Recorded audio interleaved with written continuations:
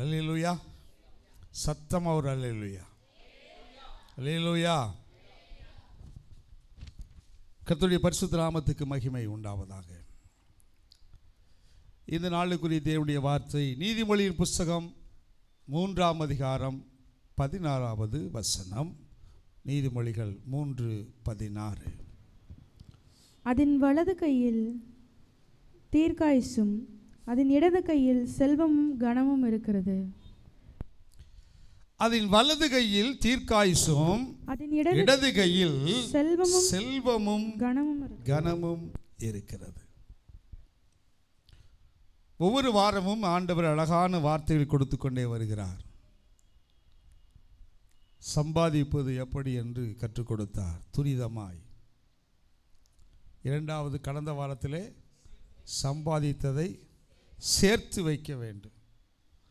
இன்றைக்கு கர்த்தர் சொல்லுகிற ஒரு வார்த்தை, அவர் இடது கையில் செல்வமும் கனமும் இருக்கிறது. என் கையில் செல்வமும் இருக்கிறது, கனமும் இருக்கிறது. நீ என்ன செய்கிற? அதை எடுத்துக்கொள். அதின் வலது கையில், எதின் வலது கையில்? ஞானத்தின் வலது கை. ஞானம் இயேசு கிறிஸ்து. இயேசு கிறிஸ்துடைய வலது கையில் தீர்க்காயுசு, இடது கையில் செல்வமும். அப்போ இடது கையில் எடுத்தால் வலது கை ஆட்டோமேட்டிக்காக வந்துடும். சில பேர் செல்வத்தையும் கணத்தையும் வாங்கிட்டு உடனே பொட்டுன்னு போயிடக்கூடாது. அவங்களுக்கு என்ன வேணும்? இந்த செல்வத்தையும் கனத்தையும் அனுபவிக்க வேண்டுமானால் அவன் எதை பெற வேண்டும்? தீர்க்காயுசை பெறணும். தீர்க்காயுசா வாழணும். பக்கத்தில் சொல்லுங்கள், தீர்க்காயுசா இருங்க. நீங்கள் தீர்க்காயுசா இருப்பீங்க. என்னத்தை நானே காலையில் கூட நேற்று ராத்திரி ஜெபம் பண்ணேன். பேசாமல் போயிடலாம் ஆண்டவரே, போதும் ஆண்டவரே, நான் நாளைக்கு ஜெபம் பண்ணிவிட்டு அப்படியே போயிடுறேன் ஆண்டவரே, எடுத்துக்கோங்க ஆண்டவரே, போதும் ஆண்டவரே சொல்லிட்டு வந்தால் இங்கே தீர்க்காயுசு. அதான் ஆவியானவர். அல்லேலூயா, அல்லேலூயா. உலகம் சொல்லுவாங்க திரை கடல் ஓடியும். எவ்வளோ தெளிவாக வசனத்தை சொன்னால் வராது, பழமொழி சொன்னால் மட்டும் கரெக்டாக வரும். திரை கடல் ஓடியும். ஏன்னா எப்படியாவது போய் என்ன செய்யணும்? சம்பாதிக்கணும். அதுதான் முக்கியம். ஏன்னா சங்கீதம் 107:25 கப்பல் ஏறி கடல் யாத்திரை பண்ணி, 23 கப்பல் ஏறி கடல் யாத்திரை பண்ணி திரளான தண்ணீர்களிலே தொழில் செய்கிறார்கள். அப்போ கப்பல் ஏறி போய், அந்த காலத்திலாம் கப்பல் ஏறுவாங்க, சுலோனு கப்பல் ஏறுவாங்க, மலேசியா கப்பல் ஏறுவாங்க, அமெரிக்கா கப்பல். இப்போ தான் நிறைய ஃப்ளைட்டு. அந்த காலத்திலாம் கப்பல் தான். ஆண்டவர் ஏற்கனவே சொல்லி வச்சுருக்கார், கப்பலில் போய் கடல் யாத்திரை பண்ணி அங்கே தண்ணீருக்கு மேலே போய் தாண்டி போய் என்ன செய்யணுமா? தொழில் பண்ணி எப்படியாவது சம்பாதிச்சு வருவாங்க அப்படின்னு போட்டிருக்கு. அப்போ இந்த மாதிரி ஒரு ஆசீர்வாதத்தை தேவன் அங்கே வச்சிருக்கிறார். இது தேவனுடைய சித்தம்தான். உலகத்தில் இது தேவனுடைய சித்தம். செல்வம் என்பது கண்டிப்பாக எல்லா பிள்ளைகளும் செல்வமாய் வாழணுங்கிறது தேவனுடைய சித்தம். தரித்திரனா பிச்சைக்காரனா ஒன்றும் இல்லாமல் வாழ்வது தேவனுடைய சித்தம் அல்லவே அல்ல. கையை தட்டி கர்த்தரை மகிமைப்படுத்துங்க. அதாவது நான் தரித்திரமாக வாழணுங்கிறது அவர் சித்திரம் இல்லை. நம்மை ஐஸ்வர்யவான்களாக மாற்றும்படியாகத்தான் ஆண்டவர் தரித்திரரானார். அதை புரிஞ்சு கொள்ளணும். நான் ஏற்கனவே சொல்லியிருக்கேன், அந்த காலத்தில் இந்த மார்க்கம், பெந்தேகோஸ்தே மார்க்கம் என்பது பயங்கரமான உபத்திரவத்துக்கு உட்படுத்தப்பட்டது. போராட்டத்துக்குள்ளே வருகிறது, சோதனைக்கு உட்படுத்தப்படுகிறது.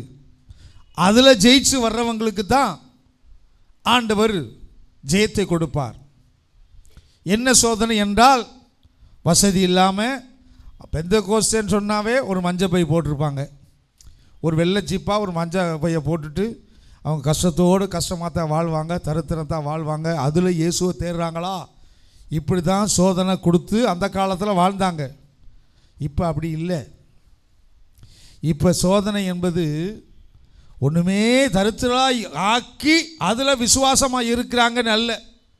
இப்போ ஆண்டவர் செல்வத்தை கொடுத்து வாங்கின செல்வத்தில் ஒழுக்கமா அதில் சரியாக இருக்கிறாங்களா? அந்த சோதனையை செல்வத்தை கொடுத்து தான் ஆண்டவர் சோதிக்கிறார். ஒரு ஆமேன்னு சொல்லுங்க. அதை விட்டு எனக்கு ஒன்றுமே இல்லை, நான் ரொம்ப சோதிக்கிறேனாக்கும் ஒன்று அந்த பழைய ஏற்பாடவே எடுக்கப்படாது. என்ன பழைய ஏற்பாடு? நான் யோபுவை போல, சில பேர் சொல்லுவோம் நான் யோபுவை போல பாடுபடு. ஏங்க யோபுங்கிற பேரை சொல்கிறதுக்காக நமக்கெல்லாம் தகுதி இருக்குதா? நினச்சி பார்க்கணும். யோபுவுக்கு நமக்கு எந்த விதத்துலையாவது பிசாசே சொல்லுவான், எப்பா தயவுசெய்து சொல்லாதப்பா. பிசாசு என்ன சொல்லுவான் தெரியுமா? ஆண்டவரே, இதுவரைக்கும் இந்த வாயை திறந்து எப்போ பாரு என்னை பிசாசு சோதிக்கிறான், யோபு யோபு போல் வாழ்க்கை வாழ்கிறேன் அப்படின்னு சொல்கிறாங்களே, நான் அவனை பார்த்ததே கிடையாது, அவனுக்கு எனக்கு சம்மதமே கிடையாது.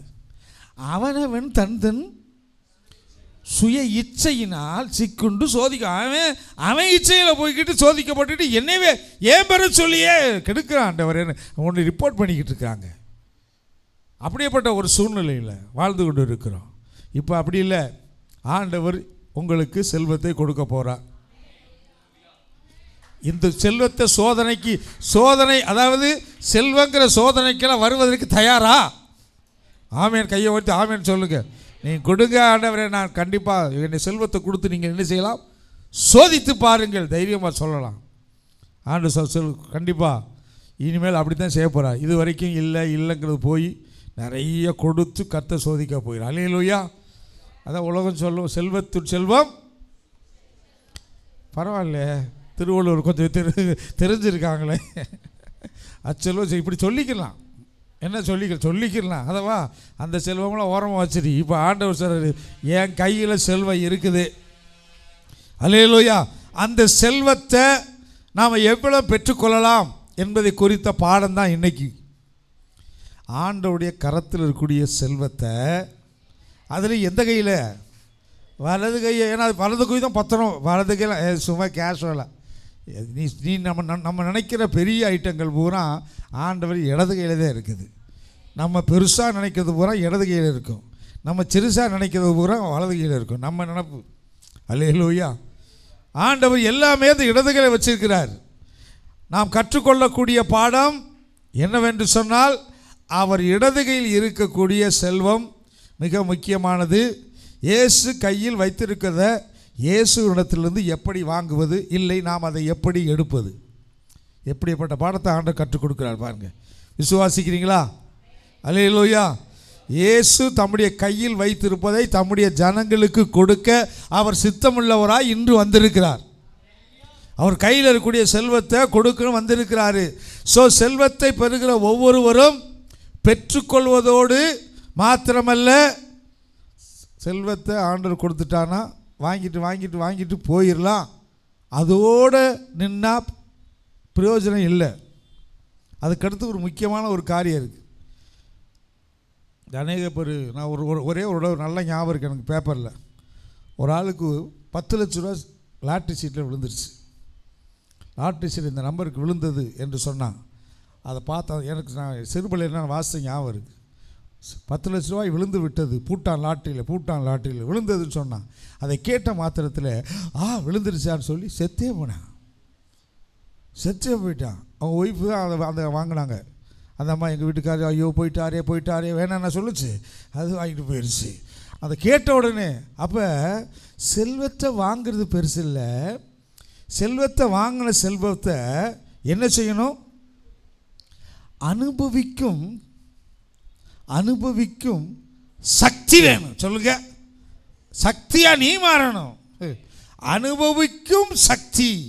பிரசங்கி 6:2 ஆண்டவர்கிட்ட நம்ம கேட்கணும், ஆண்டவரே, அதாவது தேவன் ஒருவனுக்கு செல்வத்தையும் சம்பத்தையும் கனத்தையும் கொடுக்கிறார். எல்லாம் கொடுக்கிறாரு. அவன் என்ன இச்சித்தாலும் அதெல்லாம் அவனுக்கு குறைவில்லாமல் கிடைக்கும். ஆனாலும் அவைகளை அனுபவிக்கும் சக்தியை தேவன் அவனுக்கு கொடுக்கறதில்லை. அப்ப ஒரு செல்வத்தை வாங்கினா அதை என்ன செய்யணும்? அனுபவிக்கும் சக்தியை தேவனிடத்திலிருந்தே பெறணும். தேவனிடத்திலிருந்து செல்வத்தை வாங்கினால் நீங்கள் தேவனிடத்திலிருந்து அனுபவிக்கும் சக்தியை பெறுவீர்கள். தேவன் இல்லாமல் இஷ்டத்துக்கு எங்கிட்டாவது நானும் செல்வத்தை சம்பாதிப்பேன் வாங்கினா வாங்குவேன். நினச்சி அவங்க சொல்லுவோம், அவங்க நினச்சதெல்லாம் நடக்குதுங்க, அவங்க பேசுனா நடக்குதுங்க, அவங்க கட்சியாக நல்லா வருதுங்க, எல்லாம் ரைட்டு. ஆனால் கர்த்தர் கொடுக்குற அந்த ஆசீர்வாதத்தை அனுபவிக்கிற சக்தி இருக்குதா? சக்தி இருக்காது. அனுபவிக்க சக்தி இல்லாமல் ஒரு பயங்கரமான காரியம். அதை அந்நிய மனுஷன் அனுபவிப்பார். இது ஒரு கொடிய நோய். இதுக்கு நல்லா கவனிச்சுக்கொள்ளுங்க. உங்களுக்கு நோய் இருக்கலாம், ஆனால் என்ன நோய் இருக்கக்கூடாது சொல்லுங்கள்? பக்கத்தில் வாசிக்க. நோய் இருக்கலாம், ஆனால் என்ன நோய் வரக்கூடாது? அப்படின்னா என்ன அர்த்தம் தெரியுமா? இருக்கிறதுலே கொடிய நோய் எது தெரியுமா? ஒரு குல்ஃபி ஐஸ்கிரீமை வாங்கிட்டு உங்களுக்குன்னு ஒரு 10 ஐஸ்கிரீம் கொண்டு வந்து எவனோ ஒருத்தர் பேக்கில் கொடுத்துட்டான். அதை வாங்கிட்டு உங்கள் வாயில் நாக்கில் கூட வைக்க முடியாமல், ஐயோ முடியலையே அப்படின்னு பக்கத்தில் ஒருத்தர் கொண்டா அப்படின்னு வாங்கி அவனை பார்த்துட்டு அனுப்பியா பாருங்க. அப்படி சாப்பிடும்போது இது இப்போ அவனுக்கு மனசில் ஒரு தோணும் பாருங்க, அதுதான் என்னதான் கொடிய நோய். இப்போ விளக்குதா கொடிய நோயினா என்னன்னு? நோய் கூட வரலாம், கொடிய நோய் நம்மளால் அனுபவிக்க முடியல. வாழ்க்கையில் கடைசி வரைக்கும் சாகம் தட்டிக்கும் அனுபவிச்சுட்டு வாழணும். ஆமேன்னு வரலையே. அனுபவிக்கும் சக்தியை ஆண்டவர்கிட்ட வாங்கி தான் இருக்கணும். அல்லேலூயா. அனுபவிக்கும் சக்தி அது தேவன் தான் கொடுக்கணும். எந்த ஒரு செல்வங்களையும் ஆண்டவரிடத்திலிருந்து பெற்றுக்கொண்டு நாம் அதை அனுபவிக்க வேண்டும். அனுபவிக்காமல் சாகக்கூடாது. அதை அப்போ அனுபவிக்கணும்னா தேவையில்லாத இடத்திலிருந்து வாங்கக்கூடாது, செல்வம் வரக்கூடாது. தேவனிடத்திலிருந்து செல்வம் வரணும். தேவனிடத்திலிருந்து யார் செல்வத்தை பெறுகிறாங்களோ அவங்க நிச்சயமாக தேவன் அதற்கு அனுபவிக்கும் சக்தியை கொடுப்பார். காரணம் பிரசங்கி 5:19, பிரசங்கின் புஸ்தகம் 5ஆம் அதிகாரம் 19ஆம் வசனம். தேவன் ஐஸ்வரியத்தையும் சம்பத்தையும் எவனுக்கு கொடுக்கிறாரோ அவன் அதிலே புசிக்கவும். சொல்லுங்க, அவன் அதிலே புசிக்கவும், தன் பங்கை பெறவும் தன் பிரயாசத்திலே மகிழ்ச்சியாய் இருக்கவும் அவனுக்கு அதிகாரம் அளிப்பது தேவனுடைய அனுக்கிரகம். நல்ல கையை தட்டி கர்த்தர், அது தேவனுடைய அனுக்கிரகம். அல்லேலூயா. புசிக்கணும், பங்க பெறணும், மகிழ்ச்சியாக இருக்கணும், சந்தோஷமாக அனுபவிக்கணும். இன்றைக்கி வந்திருக்கிற உங்களை எல்லாத்துக்கும் தேவன் தம்முடைய இடது கையில் இருக்கக்கூடிய செல்வத்தை கொடுத்து அனுபவிக்கும் சக்தியை கொடுத்து அதை உனக்கு அனுக்கிரகமாக மாற்றி கொடுக்கிறார். அல்லேலூயா. நீ சாப்பிட்ட மிச்சம்தான் மற்றவங்க. நீ சாப்பிட்டு திருப்தியாக காணவனே மீதி பூரா அவங்களுக்கு மற்றவங்களுக்கு கொடு. நீ சாப்பிடாமல் கொடுக்கறதல்ல, நீ அனுபவித்து செய்கிறது. அதுதான் தேவன் கரத்திலிருந்து வரக்கூடிய செல்வத்தின் ஆசீர்வாதம். அல்லேலூயா. தேவன் யாருக்கு இதை கொடுப்பார்? யாருக்கு இதை காரியங்களை கொடுப்பார்? அதாவது தேவனிடத்திலிருந்து செல்வத்தையும் பெற்று அதை அனுபவிக்கிற ஏதுவான சக்தி, அனுக்கிரகம் எல்லாவற்றையும் தேவன் யாருக்கு கொடுப்பார் என்றால், யார் ஒருவர் தேவனுடைய வழிமுறைகளை பின்பற்றி செல்வத்தை பெறுகிறார்களோ அவர்களுக்கு தேவன் இந்த ஆசீர்வாதமான அனுபவிக்கும் சக்தியை கர்த்தர் கொடுக்க வல்லவராய் இருக்கிறார். ஆமேனே. வரல. அல்லேலூயா. எல்லாரும் செல்வந்தரா மாறணும்னு நினைக்கிறீங்களா? ஆமேனே. வரல. ஏங்க, அவர் கையிலே செல்வத்தை வச்சிருக்கிறாரு. அவர் சும்மா வச்சிருக்கிறாரு, நம்ம கொடுக்கும் தானே வச்சிருக்கிறாரு. அல்லேலூயா. அல்லேலூயா. ரைட். எத்தனை வழியில் நம்ம பெற்றுக்கொள்ள முடியும்? எவ்வளவு வேகமாக பார்க்க முடியுமோ அவ்வளோ வேகமாக. நெகேமியாவின் புஸ்தகம் 9ஆம் அதிகாரம் 25வது வசனம் நமக்கு எல்லாருக்கும் தெரிந்த பகுதி. எல்லாரும் இதை வாசிங்க. அவர்கள் அரணான பட்டணங்களையும், அவர்கள்னு அண்டர்லைன் போட்டு வச்சுக்கணும், இவர்கள் மைண்டில் வச்சுக்கணும். இவர்கள் அரணான பட்டணங்களையும் செழுமையான பூமியையும் கட்டிக்கொண்டு சகலவித உடைமைகள் நிறைந்த வீடுகளையும் நல்லா கவனிச்சு கொள்ளுங்க. அரணான பட்டணம் நல்ல ஸ்ட்ராங்காக, கொஞ்சம் மைக் கொஞ்சம் ஏற்றுக்கல, பிடிக்குது, தொண்டை பிடிக்குது. அல்லேலூயா. அரணான பட்டணம், நல்ல பட்டணத்தில் குடியிருக்க போகிறோம், ஸ்ட்ராங்கான பட்டணம். ரெண்டாவது, செழுமையான பூமி, எப்பயுமே செழிப்பாக இருக்கக்கூடிய இடம். மூணாவது, சகலவித உடைமைகள் நிறைந்த வீடுகள். எனக்கெல்லாம் பிரச்சனை இல்லை. அதாவது நம்ம நினைக்கிற அநேகர் இப்படித்தான் நினைக்கிறாங்க. என்ன இங்கே இருக்க வாடகை வீட்டில் ரொம்ப கஷ்டப்பட்டுருக்கோம். ஒரு அரைச்செண்டு முக்காச்செண்டு, முக்காச்செண்டு அரைச்செண்டில் ஒரு வீடு, ஒரு சின்ன பெட்ரூம்பு, ஒரு ஹால், எனக்கு அது இருந்தால் போதும், நான் அப்படி போய் வாழ்ந்துக்கிருவேன். சில வீடை கட்டிட்டு வீட்டுக்குள்ளே உள்ளே போய் பார்த்தீங்கன்னா ஒன்றுமே இருக்காது. வீடை கட்டிட்டு வந்துட்டாங்க அவ்வளோதாங்க அப்படின்னு இல்லை. சகலவித உடைமைகள். வீட்டுக்குள்ளே வந்தால் உட்காரதுக்கு சேர் இல்லை, பாயை போட்டு விரித்து உட்காருங்கிறது. சில பேர் பாய் இல்லை, சில பேர் துண்டை போட்டு துண்டாக உட்கார வைக்கிறது. இதெல்லாம் என்னதான் வைக்கிறீங்க? ஒன்றும் இல்லை, எதுவுமே இல்லை. ஏன்னா உட்காரதுக்கு சேர் இல்லை, சாப்பிட்றதுக்கு டேபிள் இல்லை. அப்படி எதுக்கு உனக்கு நான் வீடு கட்டிட்டேன் அப்படின்னு இல்லை. சகலவித உடைமைகள். ஹாலுக்குள்ளே வந்தால் என்ன இருக்கணும்? எனவே நீங்கள் பார்க்கணும். எதுக்கு பார்க்குறீங்க? வாயை திறந்து சொல்ல ஆண்டவர் டிக் பண்ணிக்கிட்டு இப்போ எழுதுவார். இப்போ ஒரு கான்ட்ராக்டரை கூப்பிடுறோம், பில்டிங் கான்ட்ராக்டரை கூப்பிடுவோம். கூப்பிட்டு நினச்சிவோம், அந்த பார் எனக்கு ஹால் இப்படி இருக்கணும், புக்கு இருக்கணும், இந்த இடத்துல டிவி வரணும், உள்ள கிச்சனில் முக்கியமான இந்த இடத்துலாம் இப்படி வரணும், மேலேருந்து இது வரணும், அது வரணும், இது வரணும். புகைக்குண்டை அந்த காலத்தில் புகைக்குண்டை வெளியே வச்சுருந்தாங்க. இந்த காலம் புகைக்குண்டை தொங்க விட்டுருப்பாங்க. தொங்க விடுற புகைக்குண்டு உள்ளே போடணும், எல்லாம் ஃபுல்லாக லாக் உள்ளே இருக்கணும். என்னென்ன காரியம் செய்கிறோம் அதெல்லாம் சொல்கிறோம்ல. அதே போல் ஆண்டவரே சொல்கிறார், சகலவித உடைமைகள் நிறைந்த வீடு. அப்போ சொல்லணும், ஆண்டவரே ஹால் இருக்கணும், உள்ளே வந்த மனுஷங்களை என்ன செய்யணும்? உட்கார வைக்கிறதுக்கு 4 அப்பா இல்லைன்னா சேருன்னு சொல்லாமல் விட்டீங்களே. அதை விட்டுட்டு வந்து கரெக்டாக தீபாவளி எப்போ ஒரு ஆஃபரில் போடுவாங்க, 250 ரூபா சேரு 170 ரூபான்னு வாங்கிட்டு 4வது நாள் டோப்புன்னு ஏறி உட்காந்த உடனே முடிஞ்சு போச்சு. சாப்பிட்டு உட்காந்தோடனே உடஞ்சி போகணும். இப்படி இல்லை, நல்ல உடைமைகள் வீடுகள். அடுத்து வெட்டப்பட்ட துறவுகள், ஏராளமான திராட்சை தோட்டங்களை, ஒலிவத்தோப்புகளை, கொடுக்கும் விருட்சங்களையும் சுதந்தரித்து கொண்டு புசித்து திருப்தியாகி கொடுத்து உம்முடைய பெரிய தயையினால் செல்வமாய் வாழ்ந்தார்கள். இப்ப இந்த கேரக்டரை தேவனுடைய தயவை பெற்று அதில் வாங்கணும். அதை விட்டுட்டு நாயா ஓடக்கூடாது. நாயா ஓடு. யாரு பின்னாடி நாயா ஓடக்கூடாது?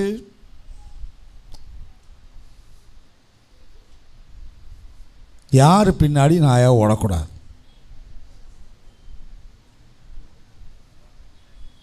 எவ்வளோ அமைதியாக இருக்கு. ஒருத்தன் நாய் மாதிரி ஓடுனான். யாரு?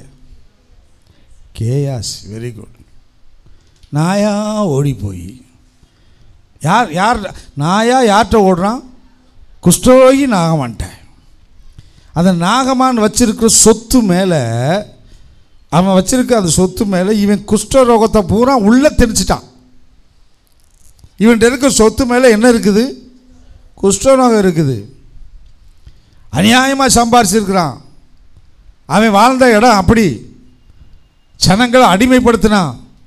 கொடுமையான வாழ்க்கை நினச்சி நிறையா சம்பாதிச்சு வச்சுருந்தானே, தட்டை தூக்கிட்டு வந்தானே. அந்த தட்டு பூரா என்ன இருக்குது? தட்டு நல்லா தான் இருந்துச்சு. எப்போ இவன் குஷ்டரோகம் சுகமாகிற வரைக்கும் தட்டு நல்லா தான் இருந்துச்சு. எப்போ குஷ்டரோகம் வெளியே வந்துச்சோ, எவ்விதத்தில் அந்த லேகியோனுக்கு உள்ளிருந்த பிசாசு, ஆண்டவரே எனக்கு ஒரு ஆர்டர் கொடுத்துடாதீங்க, நான் அங்கே போக மாட்டேன், இங்கே போக மாட்டேன், எனக்கு பிடிச்ச இடம் எது, நான் பண்ணிக்குள்ளே போயிடுறேன் அப்படின்னோடனே போன்னு சொன்னது போல் இப்போ இவனுக்குள்ள இந்த குஷ்டரோகம் பூரா இப்போ எங்கே போயிடுச்சு? அநியாயமாக சம்பாதிச்ச பொருள் மேலே குஷ்டரோகம் இருக்குது. நேராக ஷிஃப்ட் ஆயிடுச்சு. அதுக்கு பின்னாடி போறான், பின்னாடியே ஓடுறான். அப்பதான் இவன் சொல்றான், எப்பா திராட்சை தோட்டம் வாங்கிறதுக்கான நேரமா இது, ஒலிவத்தோப்பு வாங்கிறதுக்கான நேரமா இது, வேலைக்காரி வாங்கிறதுக்கான நேரமா இது, வேலைக்காரி வாங்கிறதுக்கு நேரமாயிரு. என் சொல்றது காது கேட்காம நாயா போய் குஷ்டரோகத்தை வாங்கிட்டு வர்றையே. அனுபவிக்கும் சக்தி இல்லாமல் போனது. ஏன் இப்படி தான்? கர்த்தர் கையிலிருந்து வாங்கினா அனுபவிக்கலாம், சக்தியோடு அனுபவிக்கலாம், தீர்க்காயுசு அனுபவிக்கலாம், திருப்தி அனுபவிக்கலாம், மற்றவங்களுக்கு கொடுத்து அனுபவிக்கலாம். அவ்வளவுதானா? ஏன் முழிக்க இந்த மூலம் முழிக்கிறீங்கன்னு சொல்கிறே தெரியல. தேவையில்லாமல் சம்பாதிச்சு வச்சுக்கிற மேலே என்ன இருக்குது தெரியுமா? குஷ்டரோகம். அதுதான் வியாதியாக போய்கிட்டே இருக்குது. அது பூரா எங்கே வந்தாகணும்? ஆண்டோடைய ஆலயத்துக்குள்ளே வந்தாகணும். வந்துச்சுன்னா தப்பிச்ச. அதுவுமே அதனால் அவன் எனக்கு வேணாம். அவன் மட்டும் நாகமான் மட்டும் ஐயா இந்த மாதிரி கொண்டு வந்திருக்கிறேன், இதை நீங்கள் எடுத்துக்க வேணாம், உங்கள் தேவனுடைய ஆலயத்துக்கு கொண்டு இருக்கேன் அப்படின்னா அது அங்கே போயிருக்காது. அது ஆலயத்துக்கா? ஏன்னா பரிசுத்தத்துக்குள்ளே பாவம் உள்ள நுழையா வெளியே ஓடி போயிடும். அதை செய்யாமல் இவன் வீட்டுக்குள்ளே திணிக்கணும்னு நினச்சானே. நீ அங்கேருந்து கொண்டு வந்து குஷ்டரோகத்தை என் வீட்டில் போட நினைக்கிறியா? வெளியே பற்றி விடுறாரு. அல்லேலூயா. அப்போ தேவனுடைய தயவு இருந்துச்சுன்னா இவ்வளவு வாங்கிடலாம். இப்போ மனசில் ஒவ்வொருத்தருக்கும் மனசை வரணும், தேவனுடைய தயவை நான் பெறணும். உம்முடைய பெரிய தயையினால் செல்வமாய் வாழ்ந்தார்கள். காரணம் சங்கீதம் 145:9 சொல்லுகிறது, எல்லாருக்கும் தயவு செய்வார். புரிஞ்சுக்கொள்ளுங்க, நம்ம இங்கே இருக்க எல்லாருக்குமே, எல்லார் மேலும். இது அவங்களுக்கு, கிறிஸ்தவங்களுக்கு, இவங்க பைபிள் வாசிக்கிறவங்களுக்கு, இவங்களுக்கு மாத்திரமல்ல, பிள்ளைகளே உங்கள் மேலே எல்லாரும் மேலும் எங்கள் அப்பா தயவுள்ளவர், உங்கள் மேலே தயவுள்ளவர். அதனால தான் உங்களை கூட்டிகிட்டு வந்து உட்கார வச்சிருக்கிறாரு, உன்னை செல்வந்தனாக மாற்றணும்னு நினைக்கிறாரு. அவர் எல்லார் மேலும் தயவுள்ளவர். கோபம் தான் இமை பொழுது, கொஞ்ச நேரம் அவன் மேலே கோபப்படுவார் நீ பண்ணுற சேட்டையை பார்த்து, சங்கீதம் 35.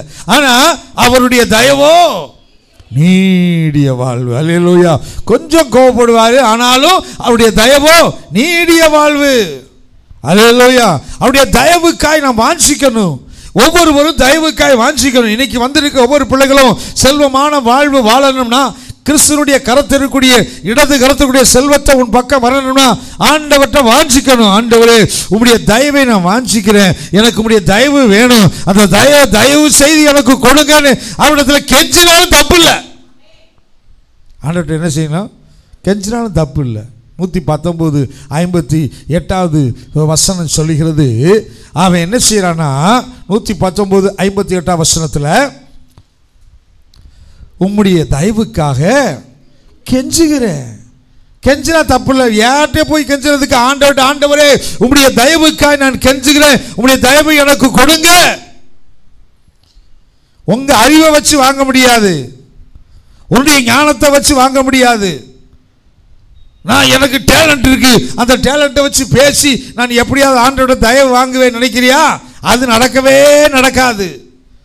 தயவை அடைவதற்கு வித்துவானின் அறிவு போதாது, அதெல்லாம் பத்தாது, அதை வச்செல்லாம் வாங்கவே முடியாது. பிரசங்கம் 9:11 நம்ம கெஞ்சணும் ஆண்டவர்கிட்ட. இன்னைக்கு ஆண்டவரே உடைய தயவை எனக்கு கொடுங்க அப்படின்னு கெஞ்சினீங்கன்னா கர்த்தர் என்ன செய்வார் தெரியுமா?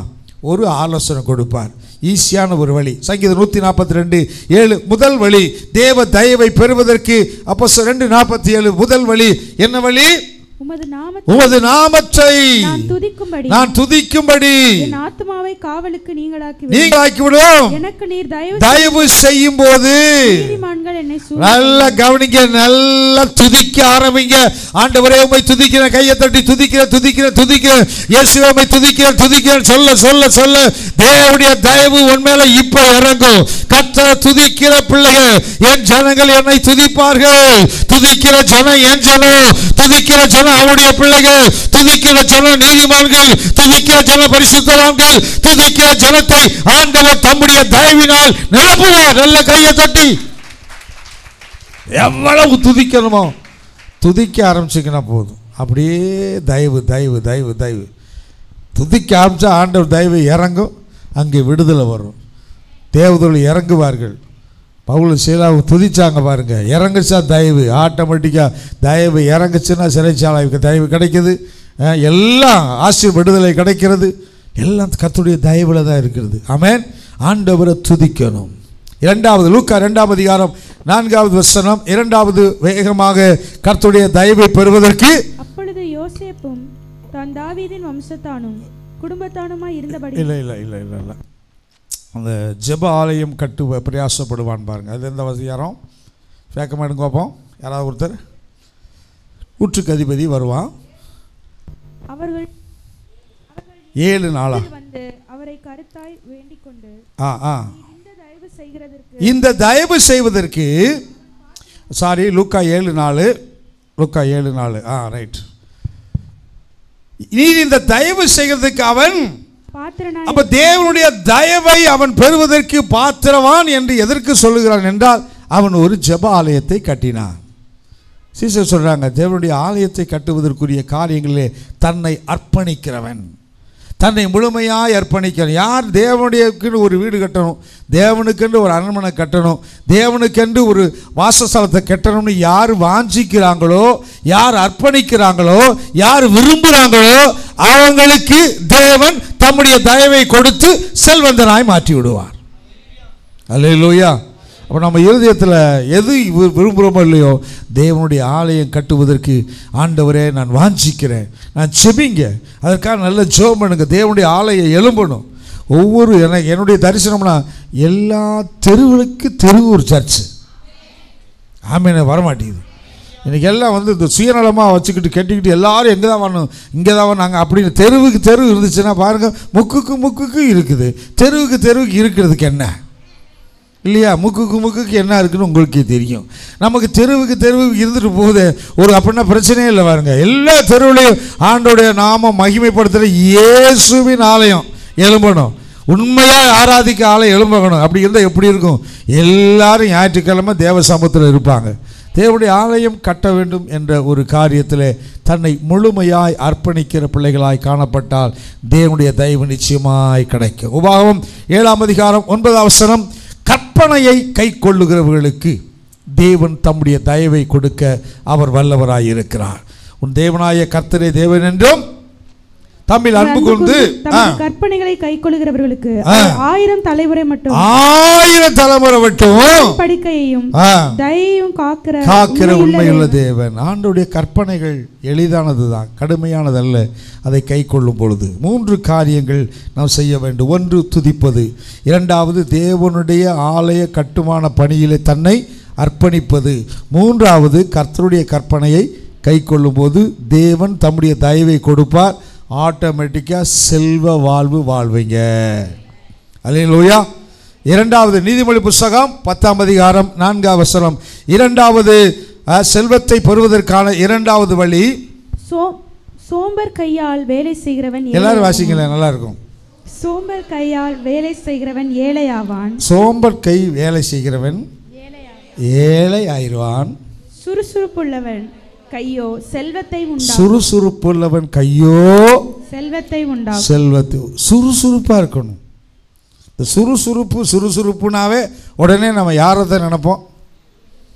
யாரை நினைப்போம்? ஏன் ஏசப்பாவை நினைக்க மாட்டேங்கிறீங்க? ஏன் தாவீதை நினைக்க மாட்டேங்கிறீங்க? ஏன் சாலமோனை நினைக்க மாட்டேங்கிறீங்க? அவெல்லாம் எவ்வளோ சுறுசுறுப்பான ஆள். ஒரு வீட்டுக்கு அப்படியா எத்தனை வீட்டுக்கு அவன் சோறாக்கி போ செல்வத்தை கொடுக்கணும். எவ்வளோ சுறுசுறுப்பான ஆள். அதை நினைக்க எதுக்கு எறும்பு பாருங்க, உடனே அந்த பைபிளில் போட்டுக்கு எறும்பு 6 தானா? நீதிமொழிகள் 6 யாரு அப்படின்னா எறும்பு. சோம்பேறியே, நீ எறும்பினிடத்தில் போய் வழிகளை பார்த்து எறும்பை பார்த்தாவது என்ன செய்யறா? ஞானத்தை கற்றுக்கொள். அது எவ்வளவு ஆக்டிவா இருக்கு. நீங்க வேணா இந்த சுபத்தில் எங்கிருந்து தான் வருதுன்னு தெரியலங்க, எப்படி தான் வருதுன்னு தெரியல, ஆச்சரியமா இருக்குது. நானும் இந்த சாக் பீஸெல்லாம் போட்டு பார்க்குறேன். நிறைய குருவி வளர்த்தேன். ஒரு குருவி 2-3 குருவி அப்பப்போ போய் சேர்ந்துருச்சு. முந்தா நாள் ஒரு குருவி போயிடுச்சு. 4 நாளைக்கு போன வாரத்தில் திடீர்னு போய் பார்த்தா அந்த குருவி படுத்து அவுட் ஆகி கிடக்குது. அது பாவம், அது குரூப்பு ஏற்கனவே போயிடுச்சு. அதனால் அதுவும் போயிடுச்சு. ஒன்றும் விளங்காமல் கேட்பீங்க, அது போயிடுச்சு. ஆனால் பார்த்தா அது மேலே எறும்பு மொய்க்குது. எங்கேருந்துடா வருதுன்னா அது அப்படியே அந்த கூண்டுல வந்து அப்படியே கீழே இறங்கி வந்து அந்த கால் வழியாக வந்து திரும்ப போகுது. நானும் பின்னாடியே போகிறேன், எங்கேருந்து வருன்னு பார்ப்போண்டாட்டு. அப்படியே உள்ளே போனால் கிச்சன் பக்கம் போகுது. கிச்சன் பக்கம் போய் அந்த கிச்சனில் மேலே ஏறி போய் கரெக்டாக அந்த ஜன்னலில் ஓரமாக போய் அந்த ஓரத்துக்குள்ளே கூடி வெளியே வருது.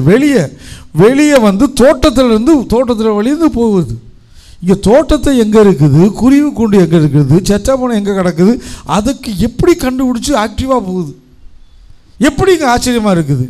நம்ம கதவு திறந்து கிடக்குது, சர்ச்சு திறந்து இருக்குது, வாங்கடா சர்ச்சுக்கு இருக்குது, ஞாயிற்றுக்கிழமை இருக்குது, எல்லாத்துக்கும் தெரியும். தெரிஞ்சு நாம் என்ன செய்கிறோம், நம்ம எப்படிப்பட்டவர்களாக இருக்கும், சுறுசுறுப்பாக வர்றோமா? அது பாருங்கள், இவ்வளோ அடைச்சி அது போட்டும் வந்துடுது. சரி வருதுன்ற நேரம் அடிச்சு விட்டு போயிட்டா திடீர்னு அடுத்த ரோ இங்கிட்டு மாறிடுது. அடுத்த ரோ போகுது. ஒரு ரோ அடைக்கிறங்கிறதுக்காக என்ன அடைச்சிட்டாங்க, நான் வரமாட்டேன்னு சொல்லலை, அடுத்த ரோ வருது. அது எப்படி? அதனுடைய சுறுசுறுப்பு. ஆக்டிவாக இருக்கணும். ஞாயிற்றுக்கிழமை நான் என்ன ஆகணும் தெரியும், வேலைக்கு போகும்போது என்ன சுறுசுறுப்பாக காலை 4 மணிக்கு வந்து வேமா கட்ட வேலைக்கு போகணும், ஐயோ போகணும் அங்கே போகணும், அங்கே மேம் திட்டுவாங்க, அவங்க திட்டுவாங்க, அவன் 4 பேர் நாயாக திட்டு வாங்கிறதுக்கு பயப்படுறையே. அப்போ திட்டாத ஆண்டவர்கிட்ட வர்றதுக்கு மட்டும் லேட்டாக வர்றது, திட்டாத ஆண்டவர் மட்டும் வர்றதே இல்லை, வர்றதே இல்லை. சுறுசுறுப்பு ஒரு ஆக்டிவ். ஞாயிற்றுக்கிழமைனாவே சண்டேங்க, லீவுங்க, ரெஸ்ட் எடுப்போம், சேர்த்து தூங்குவோம், பெண்ணு அப்படின்னு. ஞாயிற்றுக்கிழமை நல்ல சுறுசுறுப்பாக இருக்கணும், இன்னும் அதிகமாக சுறுசுறுப்பாக இருந்தால் என்ன கிடைக்கும்? செல்வம் வேணுமா? சுறுசுறுப்பாக இருக்கணும். சோம்பேறி சில பேர் வாங்க வாழைப்பழ சோம்பேறிப்பாங்க. அது என்ன வாழைப்பழ சோம்பேறி என்ன அர்த்தம்?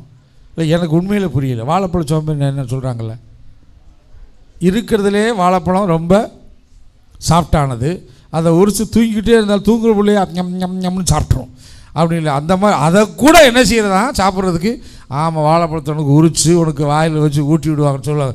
அவ்வளவு சோம்பேறி. அது ஒரு அற்பமான ஜந்து தான், எறும்பு அற்பமான ஜந்து. கோடைக்காலம் நல்லா தெரியுது, குளிர்காலம் நல்லா தெரியுது, மழைக்காலம் என்னன்னு தெரியுது.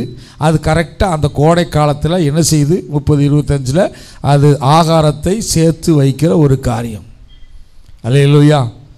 சோம்பல் நான் எப்படி நல்லா ஆக்டிவாக இருக்கிறேன் அப்படின்னா நல்லா புரிஞ்சு கொள்ளுங்க. இந்த சோம்பேறி பயவுள்ள இருக்காங்கல்ல, சோம்பேறி பயவுள்ள திட்டுவோம் பார்த்தீங்களா, அவங்க கேரக்டர் ஒரு கேரக்டர் இருக்கும். இந்த கேரக்டரை நல்லா மனதில் வச்சுக்கொள்ளுங்க. அவங்க என்ன செய்வாங்கன்னா, இப்போ நான் சொல்லக்கூடிய அதே கேரக்டர் உங்களுக்கு இருந்துச்சுன்னா நீங்கள் சோம்பலாக இருக்கிறவர்கள் என்று அர்த்தம். 1 தீமோத்தேயு 5ஆம் அதிகாரம் 13வது வசனம். இந்த சுபாவம் உங்களுக்கு இருக்குதா? அதுவும் அல்லாமல் எதுவும் அல்லாமல் கேட்டேன்னா முன்னாடி போகலாம், ஏற்கனவே ஒரு லிஸ்ட் இருக்குது. அவர்கள் சோம்பல் உள்ளவர்களாய் வீடு வீடாய் திரிய பழகுவார்கள். இன்னைக்கு திங்கக்கிழமை, இன்னைக்கு தந்தை வீட்டுக்கு போனால் நல்ல சாப்பாடு கிடைக்கும், பேசாமல் அங்கே போகலாமா அப்படிங்கிறது. உடனே அங்கே போகிறது. அப்படி போயிட்டு நீங்கள் கண்ணுக்குள்ளேயே இருந்தீங்க, உங்களை பார்க்கணும் போல் இருந்துச்சு, வந்தேன் அப்படிம்பாங்க. கரெக்டாக இன்னைக்கு செவ்வாய்க்கிழமை, இன்றைக்கி வேறு வீட்டுக்கு வேறு யாருக்கு போமா, ஏரியாவா வீடு வீடாக போகணும். வீடு வீடாக யார் போவா? வீடு வீடாக யாருங்க போவா? நல்ல சொந்தக்காரங்க போவாங்க, உறவு உள்ளவங்க போவாங்க. வீடு வீடாக போகிறது, இந்த வீடு வீடாக போகிறவனும் வீடு வீடாக வாழ்க்கை வாழ்த்துக்கணும், அங்கே போய் இப்படி போய் நினைப்பு இருந்துச்சுன்னா நீ யார்? சோம்பல். உனக்கு என்ன கிடைக்காது? செல்வம் கிடைக்காது. செல்வத்தை பெறணும். இப்போ நம்ம இந்த மாதிரி கேரக்டர் நமக்கு இருக்க. வீடு வீடாக தெளிவாக போட்டிருக்காரு இல்லையா, வீடு வீடாக போகணும். பாருங்க, சில பேர் வெக்கேஷன் மே மாதம் லீவ் விட்டால் போய் உடனே இந்த மாதிரி சித்தப்பா வீட்டுக்கு போவோம், மாமா வீட்டுக்கு போவோம், சித்தி வீட்டுக்கு போவோம், அந்த வீட்டுக்கு போவோம், ஒரு லிஸ்ட்டு எடுத்துகிட்டு ஒரு அப்பாடா அப்படின்னு போயிட்டு வருவாங்க. அது பரவாயில்ல. அப்போல்லாம் எப்படின்னு கேட்டிங்கன்னா, ஒரு வீட்டுக்கு போவாங்க, அந்த வீட்டில் உள்ளவங்க அப்படியே அடுத்த வீட்டுக்கு போவாங்க, சேர்த்து ரவுண்டிங் அடிப்பான், அது பரவாயில்ல. ஆனால் இவன் ஒரே ஆள் எல்லா வீட்டுக்கும் அப்படியே போயிட்டு வாழ்க்கையை வச்சு நினைக்கிறதே, இதுதான் என்னது? சோம்பல். சோம்பலாய் மாத்திரம் இல்லை, சோம்பலோடு இன்னொன்று வரும், அலப்புவான், வாய் கிளிய பேசுவான். அலப்புகிறவர்களாயும் வீண் அலுவற்காரி, என்னமோ பெரிய ஆஃபீஸில் வேலை பார்க்குற மாதிரியே பேசுவான், வெட்டி ஆஃபீஸராக இருப்பான், ஆனால் பேச்சு மட்டும் பெரிய பேசுவான். இப்படி தகாத காரியங்களை பேசிக்கிட்டு அலப்பிக்கிட்டு தேவையில்லாத பேசி சாப்பிட்டுட்டு வருவான். இவன் தான் யார்? சோம்பல் உள்ள ஆள். கொஞ்சம் கூட ₹1 கூட உனக்கு கிடைக்காது. சுறுசுறுப்பாக இருக்க கற்றுக்கொள்ள வேண்டும். அல்லேலூயா. சரி, ஏதாவது ஒரு வேலை சொன்னால் போதும், அதெல்லாம் முடியாதுங்க, அங்கே அந்த வேலையை போய் பண்ணால், அங்கே போனால் அவன் இருப்பான், அவன் இருந்தால் என்னால் வேலை பார்க்க முடியாது, இங்கே போனால் இவன் இருப்பான், இவன் இருந்தால் என்னால் வேலை பார்க்க முடியாது, நான் அதுக்கெல்லாம் என்னால் முடியாது. நான் எதுக்கடுத்து ஏதாவது சொன்னால் இந்த வார்த்தையை சொல்லிக்கிட்டே இருப்பான். பார்த்துருக்கீங்களா? யாரோ ஒரு வேலைக்கு கேட்பான், அந்த வேலைக்கு போப்பான், அந்த போய் ஆக்டிவாக இருந்து செய்ப்பானா, அங்கே போனால் அந்த அவன் இருப்பான், எனக்கு இஷ்டம் கிடையாது, நான் போக மாட்டேன், அங்கே போனால் சிங்கம் இருக்கும், இங்கே போனால் அசிங்கம் இருக்கும். வசனம் சொல்லுது, நீதிமொழி 26:13, அங்கே போனால் சிங்கம் இருக்கும், வழியில் சிங்கம் இருக்கும், நடி வீதியில் சிங்கம் இருக்கும், நான் போக மாட்டேன். எதுக்குமே இப்போ வழியில் சிங்கம் இருக்கும், நடுவீதியில் சிங்கம் இருக்கும் என்று சோம்பேறி சொல்லுவான். ஒரு வேலைக்கு போக மாட்டான். என்ன சொன்னாலும் ஏதாவது வெட்டி கதை, அலுவல் கதை, வீண கதை பேசிக்கிட்டே வாழ்க்கை ஓட்டுவான ஒழிய ஒரு சுறுசுறுப்பு அவங்கிட்ட இருக்கவே இருக்காது. சோம்பேறியே, நீ எவ்வளோ நேரம் அப்படியே நீ எவ்வளோ நேரம் செல்போனை பார்த்து கொண்டே இருப்பாய். படுத்தே செல்போனை இப்படியே பட்ட வழக்கம் பார்த்துக்கிட்டு இருந்தால் அப்புறம் முதுகு வலி வரும், குறுக்கு வலி வரும், இடுப்பு வலி வரும், போன் வலி வரும், சத வலி வரும், எல்லா வலியும் வரும். நீ என்ன செஞ்சுக்கிட்டு இருக்க? நான் பேசுகிறதுக்கு சில பேர் குத்துறபாடு இருக்கும், இருந்தாலும் கவலை இல்லை. வசனம் அதுதான், வசனத்தை சொல்கிறேன். அந்த காலத்தில் படுத்திருப்பேன், அந்த காலத்தில் செல்ஃபோன் இல்லை, படுத்து கிடப்பேன். இப்போ அப்படி இல்லை, செல்ஃபோனோடு படுத்து கிடப்பான். பெட்டுக்கு மட்டும் வாய் இருந்துச்சு, தலானிக்கு மட்டும் வாய் இருந்துச்சு, அது ஆண்டவரை நோக்கி முறையிடும். ரத்தத்தின் சத்தம் முறையிடுவது போல தலானி, ஆண்டவரே இவனை கூட சேர்ந்து எனக்கு ரொம்ப பாடு, என்னை பெட்டாவாக வச்சுருக்கேன், எப்போ பாரு அதிலே கிடக்கிறான். பிள்ளையே எச்சரிப்பாக வருது, புரிஞ்சுக்கொள்ளுக்கோ. செல்வம் வேணும்னா அதிலே படுத்து கிடக்காத. நீ 6-9 சோம்பேறியா நீ எவ்வளோ நேரம் படுத்து கிடப்பாய்? நீ படுத்தே கிடந்தேன்னா என்ன நடக்கும் தெரியுமா? நீ சோம்பேறித்தனமாக இருந்தால் என்ன நடக்கும் தெரியுமா? 11வது வசனம் சொல்லுகிறது, உன் பின்னாடியே என்ன வரும்? தரித்திரம் வழிபோக்கனை போலவும் உன் வறுமை ஆயுதம் அணிந்தவனை போலவும். 2 வரும், தரித்திரமா போவ, வறுமையா போவ. சுறுசுறுப்பாயிரு. தேவன் தம்முடைய கரத்தில் இருக்கக்கூடிய செல்வத்தை அவன் உனக்கு கொடுக்க வல்லவராயிருப்பார். அல்லேலூயா, அல்லேலூயா. 1, தேவ தயவை பெற வேண்டும் செல்வத்தை பெறுவதற்கு. 2வது சொல்லுங்க, சுறுசுறுப்பு. நீதிமொழி 21:5, வேகமா. நீதிமொழி 21:5. 3வது, ஜாக்கிரதையுள்ளவனுடைய நினைவுகள்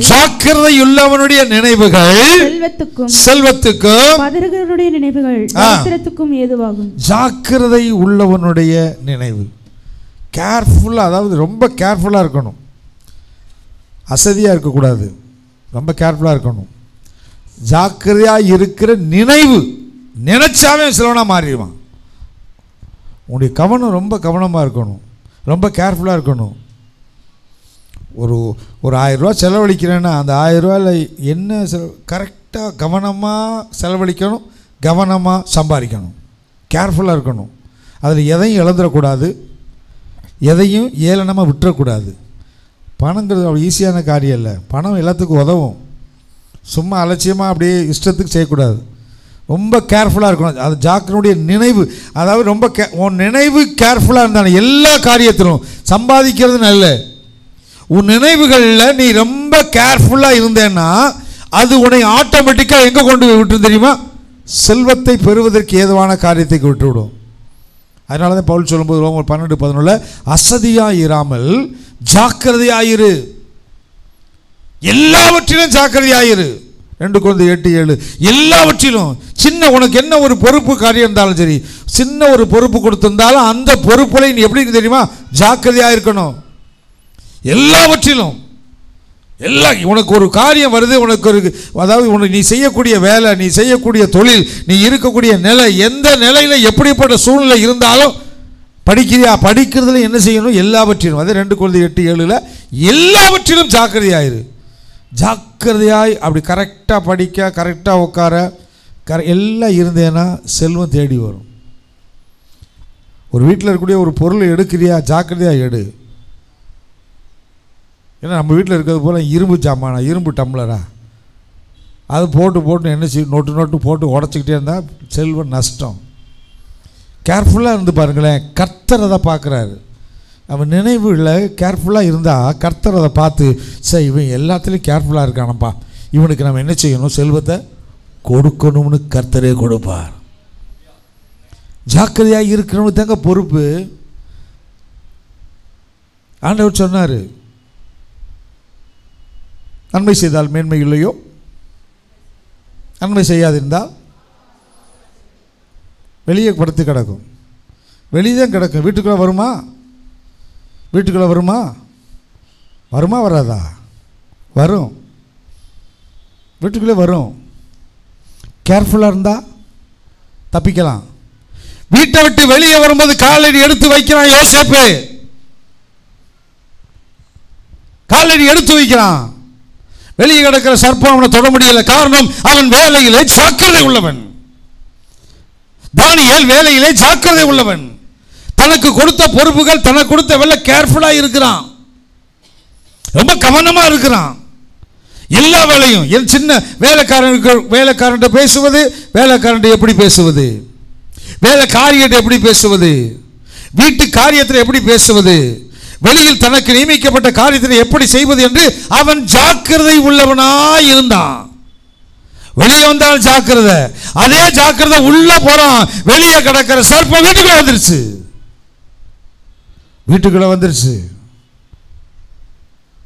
வீட்டுக்குள்ள வந்து கையை பிடிச்சி இழுக்குது. வீட்டுக்குள்ள வந்து சர்ப்பம் யார் கையை பிடிச்சி இழுக்குது? கையை பிடிச்சி இழுக்குது. சரி, காது வச்சது மாதிரி யாருக்குமே தெரிய வேணாம். இது பெரிய இடத்து கேஸு, இதெல்லாம் வெளியே தெரிஞ்சா நல்லா இருக்காது, ஐயோ வேணாம் என்று அமைதியாய் அவன் இருக்கல. ஓடிட்டு வெளியே ஓடுனான். ஜாக்கிரதையாக இருந்தான். தன்னுடைய ஜீவியத்தை குறித்து, தன்னுடைய வாழ்க்கையை குறித்து, தன்னுடைய காலத்தை குறித்து எல்லாத்தையும் கேர்ஃபுல்லா இருந்து அது வெளியே போறான். வெளியே போகும்போது பேரு கேட்டா பரவாயில்ல, பேரு கெட்டு போகும்ல, பேரு கெட்டு போச்சு இல்ல, பேரு கெட்டு போகலாம், தப்பு இல்ல, ஜீவியம் கெட்டு போக கூடாது. சில வேளையில உண்மையாய் நீ ஜாக்கிரதையாய் உன் வாழ்க்கை வாழும்போது, ஜாக்கிரதையாய் வேலை செய்கிற உங்களை பார்த்து ஒரு சில வேளைகளே உங்களுடைய பேரு கெட்டு போகும். பயப்படாத, பேரு தான் கெட்டுச்சு, ஆனா ஜீவியம் கடல. நீ உண்மை இல்லவ, நீ உத்தமமானவ, உங்ககிட்ட அந்த காரியம் இல்ல, கர்த்தரை பார்க்கிறாரு. ஆகையினால ஏற்ற வேளையில கர்த்தரை செல்வந்தனாய் மாற்றினார். செல்வந்தனாய் மாறுவதற்கு காரணம் அவன் தன்னுடைய வேலையில ஜாக்கிரதையாய் இருந்தான். விளங்குனவங்க கையை தட்டி கர்த்தரை மகிமைப்படுத்துவோமா? பேரு கெட்டு போங்க. நல்லா இன்னும் சொல்ல போனா நல்லா ஊழியம் செஞ்சா பேரு கெட்டு போவோம். பாஸ்டர் என்ன இப்படி பேசுகிறார், பாஸ்டர் என்ன இப்படி இருக்கிறார், ஆய்வு 4 பேர் என்ன இப்படி எல்லாம் பேசுகிறாங்க, என்னை தப்பாக பேசக்கூடாதுங்கிறதுக்காக அவங்களுக்காக நான் ஜால்ராப்பட்டு அடிக்க விரும்பலை. என் பேர் கெட்டு போதா பரவாயில்ல, இவர் இப்படித்தான் இருப்பார் பரவாயில்ல. கேர் கெட்டு போகலாம், எது கெட்டு போகக்கூடாது? ஜீவியம் கெட்டு போகக்கூடாது. அது ஊருபுறம் பேர் கெட்டு போச்சுங்க. யோசேப்பு நல்ல பேராக இருந்துச்சு. ஐயோ ஆண்டவரே, நான் உண்மையும் உத்தமாக இருந்தேன், என் பேர் கெட்டு போச்சு, நான் இனி வாழ்க்கை போல, இனிமேல் நான் சர்ச்சுக்கு வரமாட்டேன், இனிமேல் பைபிள் வாசிக்க மாட்டேன், இனிமேல் ஜெபம் பண்ண மாட்டேன், இனி எனக்கும் ஆண்டவருக்கும் சம்மந்தம் இல்லைன்னு ஓடுனானா யோசேப்பு? என்ன ஆண்டவர், என்ன ஒன்னாத்தான எனக்கு ஏன் பேர் கெட்டு போனோம், ஏன் பேர் கெட்டு போன முடியும், என் பேர்லாம் கெட்டு போச்சு, இனி எப்படி நான் அவங்க மூஞ்சியில் முழிப்பேன் அப்படின்னு சொல்லியா இருந்தா? ஏவன் கேட்டா எனக்கு அதை பற்றி கவலை இல்லை, நான் உண்மை உத்தமாக இருப்பேன், கர்த்தர் என் ஜீவியத்தை பார்க்குறார். அல்லேலூயா. வேலையில் ஜாக்கிரதை, எல்லா இடத்துலையும் ஜாக்கிரதையாக இருந்தா கர்த்தர் உங்களை, படிக்கிற இடத்துல இருக்கீங்களா, கேர்ஃபுல்லாக படி. அல்லேலூயா. நீ கரெக்டாக படி, மற்றவங்கள பார்த்து படிக்காத. மற்றவங்க புக்கை வச்சு எழுதிட்டு போகிறான், புக்கை பார்த்து எழுதுறான், பிட்டடிக்கிறான், அடிச்சுட்டு போகிறான், உனக்கு என்ன?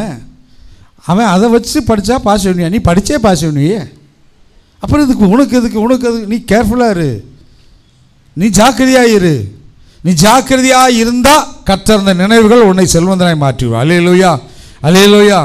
நற்கிரியை செய்ய ஜாக்கிரதையாக இரு. 1 தீமோத்தேயு 5:10 நல்ல கிரியை செய், அதில் ஜாக்கிரதையாக செய். நற்கிரியை செய்கிறதில் வாசிங்க அந்த வசனத்தை. 1 தீமோத்தேயு 5:10 சகலவித நற்கிரியைகளிலும் ஜாக்கிரதையாய் நடப்பித்து. நற்கிரியை செய்யறதுக்காக 10 பேர் தெரிஞ்ச மாதிரி செஞ்சு விட்டு கடைசியில் பக்கன்னு மாட்டிக்கிட்டு, நான் நல்ல கிரியை தான் செஞ்சேன், அவன் போய் என்னை போய் இப்படி பேசுகிறாங்க செய்கிறாங்க, எவனுக்கு வேணாம், கேர்ஃபுல்லாக செய். நல்ல கிரியை செய்தது கூட என்ன செய்யணும்? நற்கிரிகளை குறித்து நற்சாட்சி பெற்றவளாக இருக்கணும், நல்ல சாட்சி இருக்கணும், நல்ல கிரியை செய்யணும், ஜாக்கிரதையாக செய்யணும், கேர்ஃபுல்லாக செய்யணும். செஞ்சீங்கன்னா கர்த்தர் உன்னை எப்பயுமே செல்வமாகட்டியாக வச்சுருப்பார். அல்லேலூயா, அல்லேலூயா. சில பேருக்கு வயசு ஆகிப்போச்சு, நான் இப்போ எல்லாம் ஒன்றும் இல்லைங்க அப்படின்னு சொல்லிட்டு அப்படி இருக்கக்கூடாது. தீத்து 2:7 சொல்லப்பட்டிருக்கோம்.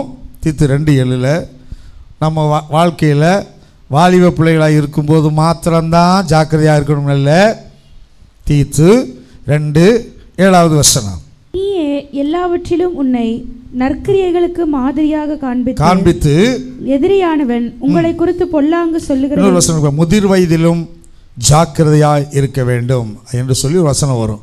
முதிர் வயசுலேயும் வயசான காலத்திலையும் நம்ம என்ன செய்யணும்? கொஞ்சம் கேர்ஃபுல்லாக நம்ம வாழ்க்கையை வாழ கற்றுக்கொள்ள வேண்டும், எல்லாவற்றையும் வாழணும். ஸோ கடைசி காலங்கள் வருகிற வரைக்கும் எல்லா காலத்திலும் நாம் எப்படி இருக்க வேண்டும்? ஜாக்கிரதையாக இருக்க வேண்டும். ஜெபம் பண்ணுவதிலும் ஜாக்கிரதையாக இருக்கணும். அல்லேலூயா. முதிர் வயதில் புருஷர்கள் ஜாக்கிரதை உள்ளவர்களும் நல்லொழுக்கமும் தெளிந்த புத்தியுள்ளவும் விசுவாசத்திலும் அண்மையில் பொறி இருக்கும்படி புத்தி சொல்லு. ஸோ முதிர் வயதில் புருஷனாலும் சரி முதிரில் ஸ்திரீனாலும் எல்லாரும் எப்படி இருக்கணும்? ஜாக்கிரதையாக தான் இருக்கணும். ஜாக்கிரதையாக இருந்தீங்கன்னா செல்வம் உங்களுக்கு தானாக வந்து சேரும். அல்லேலூயா. கையை ஓட்டி அல்ல சொல்லலாமா? சத்தமாக சொல்லுவோமா? அல்லேலூயா, அல்லேலூயா. உபாகம் 33:22 வசனம். நான்காவதாக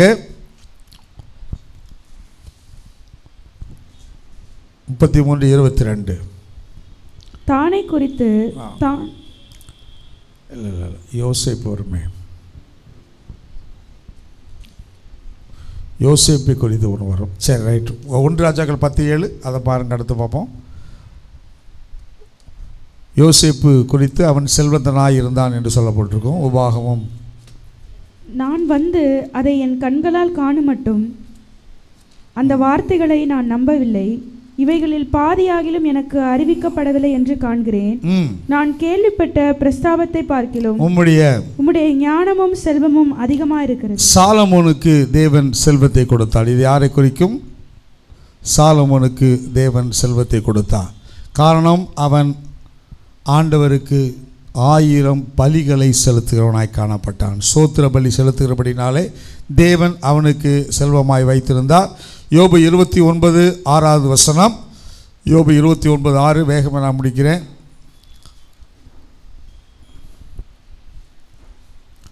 என் பாதங்கள் நான் நெய்யினால் கழுவினேன், கண்மலைந்து எனக்காய் எண்ணெய் நதி போல் ஓடியது. அந்த செல்வ நாட்களின் சீர் இப்போது இருந்தால் நலமாயிருக்கும். ஸோ யோபுவும் செல்வந்தனாய் இருந்திருக்கிறான். யோபுவும் செல்வந்தனாய் இருந்திருக்கிறான். காரணம், அவன் ஒவ்வொரு நாளும் அதிகாலையில் எழுந்து தன்னுடைய பிள்ளைகளுக்காக சோத்திர பலி செலுத்துகிறவனாய் காணப்படுகிறான். எல்லாமே பலி செலுத்துகிற ஒரு அனுபவன். யோபு 36:11 7ஆவதாக 7 காரியம் வேகமாக சொல்லி நான் முடிக்கிறேன். யோபு 36:11 வசனம். அவர்கள் அடங்கி அவரை சேவித்தால் தங்கள் நாட்களை நன்மையாகவும் தங்கள் வருஷங்களை செல்வ வாழ்வாகவும் போக்குவார். ஆண்டவருக்கு கொஞ்சம் அடங்கி இருக்கணும். நம்ம தர சொல்கிறேன், அதாவது வேகமாக சொல்கிறேன். 1 முதல்ல என்னது? தேவனுடைய தயவு. நெகேமியா 9:25 செல்வத்தை பெறுவதற்கான 7 வழிகள். 1 நெகேமியா 9:25 தேவ தயவு. 2வது நீதிமொழி 10:4 சுறுசுறுப்புள்ள வாழ்க்கை. 3வது நீதிமொழி 21:5 ஜாக்கிரதையினுடைய காரியங்கள். 4வது கரெக்டாக கவனிக்கணும். யோசேப்பு குறித்து சொல்லப்பட்டிருக்கும், அது கரெக்டாக சொல்கிறேன் அடுத்த தடவை. யோசேப்பு பரிசுத்தமுள்ள ஒரு வாழ்க்கை நாம் வாழ்கிறவனாய் காணப்பட வேண்டும். அப்பொழுது நாம் நிச்சயமாய் செல்வந்தனாய் வாழ முடியும். யோசேப்பு. 1 ராஜாக்கள் 10:7 சாலமோன் 1000 பலி செலுத்துகிறவன். பலி செலுத்துறதுனாலே அவன் செல்வந்தனாய் மாய்த்திருந்தார். யோபு 29:6 அவன் தேவன் மேல் நம்பிக்கையாக இருந்து அதோடு மாத்திரமல்ல அதிகாலையில் அவன் சோதர பலிகளை செலுத்துகிறவனாய் காணப்பட்டான். ஆகையினாலே கர்த்தர் அவனை செல்வந்தாய் வைத்திருந்தார். 7வது யோபு 36:11 கடைசியாக அடங்கி இருக்க வேண்டும்.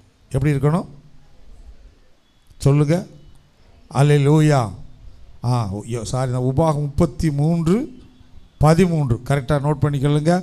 யோசேப்பை குறித்து வெரி குட். கர்த்தரால் அவனுடைய தேசம் நம்ம திருச்சபை வசனத்திலே நிரம்பி இருக்கிறது. கையை தட்டி கர்த்தரை மகிமைப்படுத்துங்க.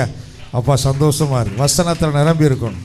கொஞ்சம் விட்டாலும் எடுத்து கொடுக்குற நல்ல ஒரு ஆட்கள் இருந்தாங்கன்னா கர்த்தர் ஆவியான உள்ள இறங்கி இருக்கிறான்னு அர்த்தம். யோசேப்பை குறித்து கர்த்தரால் அவனுடைய தேசம் ஆசீர்வதிக்கப்படுவதாக. அது வானத்தின் செல்வம் பனி ஆழத்தில் உள்ள நீரூற்றுகளில் எல்லாத்திலும். இப்போ வானத்தின் செல்வம், வானத்திலிருந்து வரக்கூடிய எல்லா செல்வம் அவன் வானத்தின் செல்வத்தினால் நிரம்பி இருந்தான்.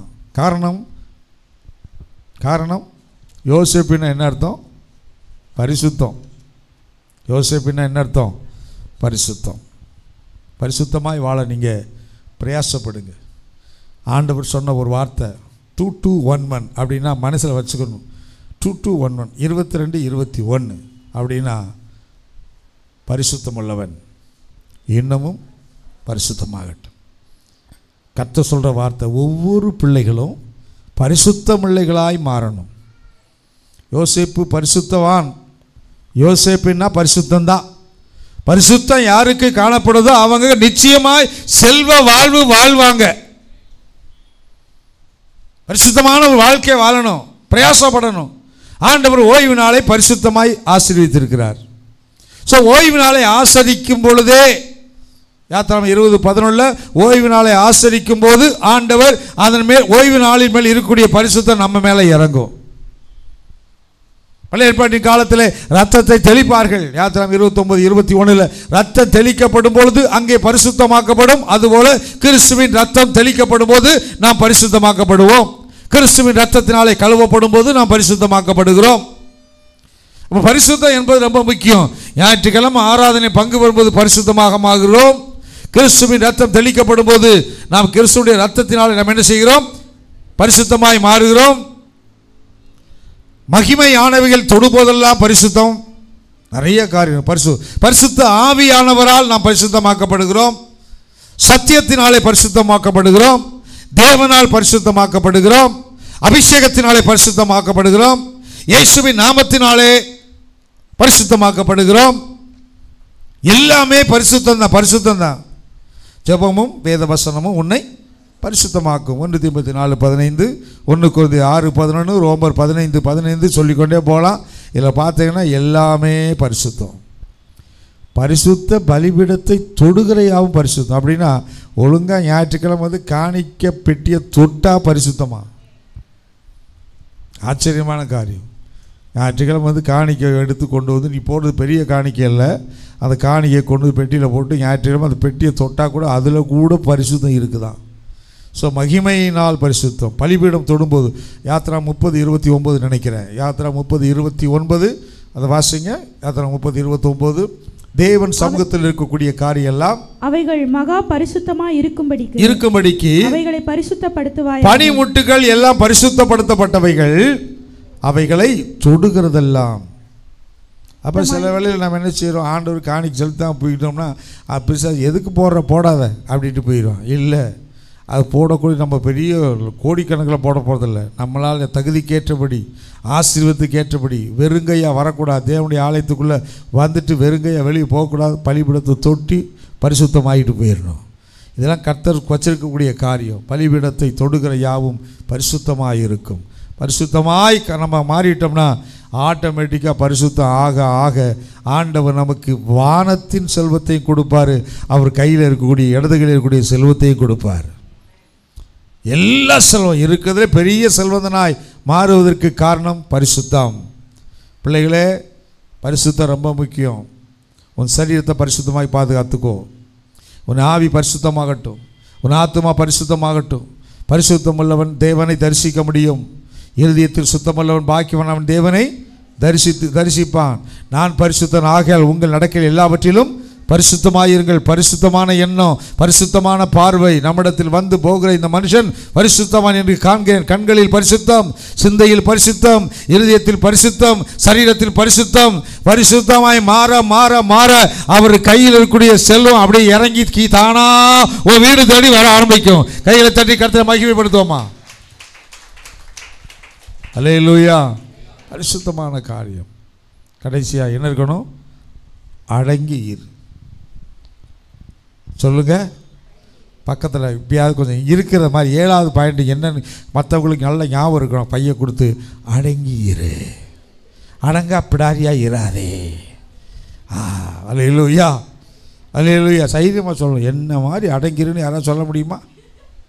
கடைசி விழிக்கிறாங்க. ஐயோ, அடங்கியிரு. அடங்கி இருந்தாத்தையும் மட்டும் வா, மிஞ்சி வராது. ஆமாம், மிஞ்சியை போட்டுட்டு இஞ்சியை போட்டு இஞ்சி சாப்பிட்டுட்டு மிஞ்சி வராத. ஆமாம் சொல்லுவாங்க. நல்ல முகத்தை பாருங்கள். இஞ்சி சாப்பிட்ட அது மாதிரி நம்ம என்ன செய்யக்கூடாது? மிஞ்சி வரக்கூடாது. போன வாரம் ஒரு பேப்பரில் பார்த்தேன், ஒரு குரங்கு மரத்து மேலே ஏறி உட்காந்துருக்குது. கையில் இருக்க அந்த பணத்தை படிங்கிட்டு போய் மேலே உட்காந்து எண்ணுது. அப்படி எண்ணிட்டு கீழே அவன் அது தூக்கி போடுது. குரங்கு கூட தூக்கி போடுது. இதெல்லாம் அது குரங்கு பார்த்து கற்றுக்கணும். இதெல்லாம் பணம், இதெல்லாம் வேஸ்ட்டுடா, இது வைக்கிறனால ஒரு யூஸ் தூக்கி எரியுது பாரு. அவன் ஐயோ அவன் தூக்கி இது குரங்கு தூக்கி எறி பொறுக்கிறான், வேகமாக பொறுக்கிறான். அப்படி வேகமாக போடுறோம். இன்னொரு நியூஸில் காட்டினாங்க, ஒரு குரங்கு ஒரு டாக்டர்கிட்ட குரங்கு மாதிரி, அது டாக்டர் உட்காந்துட்டு அது உட்காந்து பேனை எடுத்து இப்படி பார்த்து எழுதிக்கிட்டு இருக்கு. ஸ்ட்ரெத் எடுத்து வைக்குது, அதுக்கு சுற்றி நிற்கிறான். அதுக்கு என்ன, அது எதோ திங்கிற ஐட்டம் நினச்சிக்கிட்டு இருக்கோம், என்னத்தாவது பார்க்குறது. அதுக்கு போய் சுற்றி நின்றுக்கிட்டு அதுக்கு ஒரு பேரை வச்சுக்கிட்டு பண்ணிக்கிட்டு இருக்கிறாங்க. இந்த மாதிரி ஒரு காரியங்கள்.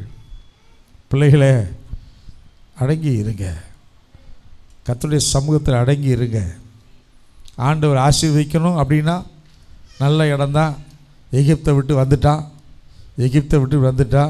குடும்பத்தை விட்டுட்டு வந்துட்டா, எல்லாம் வந்தாச்சு.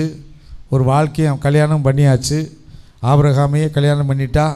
வாழ்க்கை நல்லா தான் இருக்குது, பெரிய இடம்தான், அப்படியே வாழ்க்கை தான். நம்ம இருந்த நிலையை என்ன அப்படியே இருந்துட்டு அப்படியே கொஞ்சம் என்ன வந்துருச்சு அந்த அம்மாவுக்கு, சகோதரிக்கு அற்பமாய் நினச்ச உடனே அவள் பார்த்தா, உனக்கு போய் கொடுத்தேன் பார்த்தியா, புத்தியை காட்டிட்டியா. அதை என்னமோ சொல்லுவாங்கள்ல, என்ன தான் குளிச்சாட்டி விட்டாலும், நாயை குளிப்பாட்டி நடு வீட்டில் வாலில் பூவை கட்டி விட்டாலும் அது என்ன செய்யுமா, குடுன்னு ஓடி போய் எங்கே போகுமா. அந்த மாதிரி போடின்னு பற்றி விட்டவனே இப்போ உட்காந்துட்டு, ஐயையோ ஆண்டவரே, என் வீடு அந்த அரசன் சொன்னாண்டு இவன் பின்னாடி, அந்த அரசன் சொன்னாண்டு ஆண்டி பின்னாடி வந்துட்டேன். ஆண்டி வீட்டுக்காரன் பண்ணார், அது என்ன செஞ்சு பற்றி விட்டுருச்சு. இப்போ நான் வீட்டுக்கும் போக முடியாது, ஏரியாவுக்கு முடியாது, என்ன செய்வேன் அப்படின்னா உடனே கவலைப்படாத, அப்படியா செஞ்சுட்டா.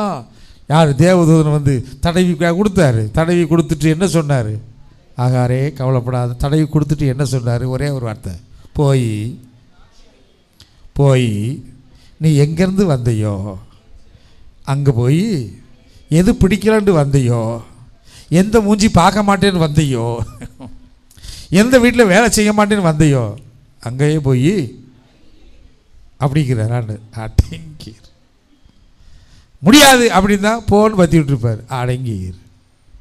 அல்லேலூயா. என்ன பெரிய அலை அழுச்சுன்னா அவ்வளோ ஓங்கி அடிக்கும்.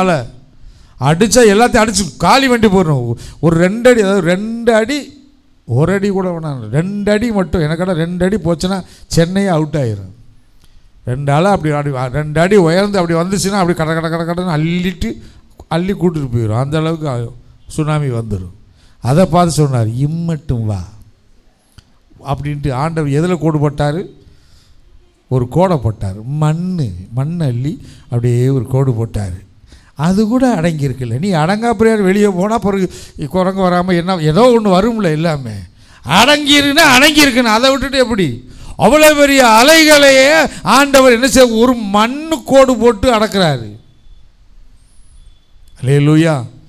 அடங்கி வராது. அப்போ அடங்கி சேவித்தால் நாம் அவர்களுடைய கைகளுக்குள் அடங்கி இருக்கிற ஆடுகளாமே. நாம் கைக்குள்ளே அடங்கி இருக்கிற ஆடுகள். அப்படி இருந்தால் அவர் சொல்லுவார் நம்மளை பார்த்து, என் இடது கையில் இருக்கக்கூடிய செல்வத்தை நீ அடங்கி இருப்பதனால எடுத்துக்கொள். ஸோ அடங்கி இருந்தால் ஆண்டவர் நமக்கு என்ன கொடுப்பார், செல்வத்தை கொடுக்க வல்லவராக இருப்பார். அல்லேலூயா. எழுந்து நின்று